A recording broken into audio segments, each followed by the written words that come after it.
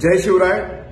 पत्रकारांनी मला नुकताच प्रश्न विचारला की तुमची प्रॉपर्टी 8 कोटींनी कशी काय कमी झाली 5 वर्षात। मी त्याला एकच सांगितलं की मी पूर्णपणे जनतेला वाहून दिलेला माणूस आहे, म्हणून माझी प्रॉपर्टी कमीच होणार आहे, वाढणार नाही। इतर पुढाऱ्यांसारखी प्रॉपर्टी वाढण्याला मला स्कोप नाहीये, कारण मी 24 तास समाजासाठी देतो। मी फक्त माझ्यासाठी जर वेळ दिला असता तर ती प्रॉपर्टी वाढली असती। त्यामुळे प्रॉपर्टी न वाढण्याचं एकमेव कारण माझी मेहनत सातत्याने जनतेसाठीची असते। मग दुसरा प्रश्न विचारला त्यांनी मला की तुम्ही कर्ज काढून इलेक्शन लढवताय अशी माहिती मिळाली, खरी आहे काय? मी त्याला म्हटलं 100% खरी आहे।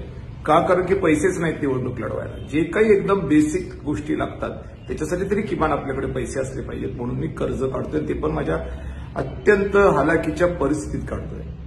मी हे सगळं तुम्हाला व्हिडिओतून का सांगतोय?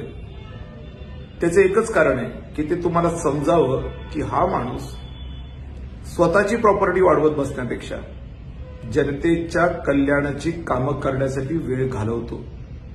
हा माणूस आज निवडणुकीसाठी सुद्धा जो उभा आहे त्याच्यासाठी सुद्धा जे कर्ज काढतोय ते ह्याच्यासाठी नाही काढत आहे की त्याला काहीतरी एखादं मोठं प्रॉपर्टीचं काही मिळावं, पण लोकांची कामं करत असताना ज्या आज संघर्षातून त्याला ती कामं करावी लागतात ते संघर्ष बंद व्हावा आणि सत्तेतून त्याला ती कामं करण्यासाठी सोयीस्कररित्या काम व्हावं म्हणून तो ते करतोय। या गोष्टी आपल्याला समजल्या पाहिजेत, म्हणून मी हा व्हिडिओ काढलेला आहे। कारण पत्रकार कितपत तुमच्यापर्यंत ही माहिती पोहोचवतील मला माहित नाही, पण ही गोष्ट खरी आहे की जवळपास 8 ते 9 कोटी रुपयांनी माझी प्रॉपर्टी कमी झालेली आहे। आणि ही प्रॉपर्टी कमी एखाद्या 40-40 वर्षाच्या राजकारण्यांची होत नसते। प्रॉपर्टी वाढत असते, राजकारण्यांची कमी होत नसते। माझी प्रॉपर्टी कमी झाली आहे कारण वेळ पूर्ण लोकांसाठी देतो।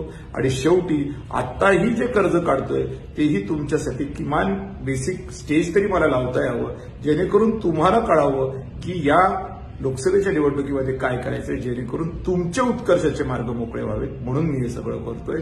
माझी विनंती आहे तुम्हाला सगळ्यांना, माझ्या प्रयत्नांचं, माझ्या त्यागाचं हसू करू नका, चीज करून घ्या, जेणेकरून तुमच्या आयुष्यामध्ये काहीतरी चांगलं घडेल। धन्यवाद।